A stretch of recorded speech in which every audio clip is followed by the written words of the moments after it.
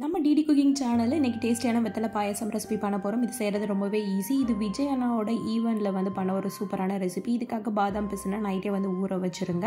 காலையில் பார்த்தீங்கன்னா இந்த மாதிரி சூப்பராக ஜெல்லி மாதிரி ரெடியாகி இருக்கும். இப்போ சைட்லேயே 10 பாதாம், 10 முந்திரி, 10 பிஸ்தா சேர்த்துட்டு நல்லாவே ஊற வச்சுட்டு இதையும் மிக்சருக்கு ட்ரான்ஸ்ஃபர் பண்ணிவிட்டு நல்லா ஃபைன் பேஸ்ட்டாக கிரைண்ட் பண்ணி எடுத்து வச்சுருங்க. ஒரு 8லேருந்து 10 வெத்தலையே காம்பெல்லாம் கிள்ளிட்டு சின்ன சின்ன பீசஸாக கட் பண்ணி மிக்சரில் சேர்த்துட்டு கொஞ்சமாக தண்ணி சேர்த்து நல்லா அரைச்சி இதோட சாறு மட்டும் எடுத்து வச்சுருங்க. இந்த ஜூஸை வச்சு தான் நம்ம பாயசம் ரெடி பண்ண போகிறோம். ஃபர்ஸ்ட்டு இதெல்லாம் ரெடி பண்ணிட்டீங்கன்னா பாயசம் குயிக்காகவே பண்ணிடலாம்.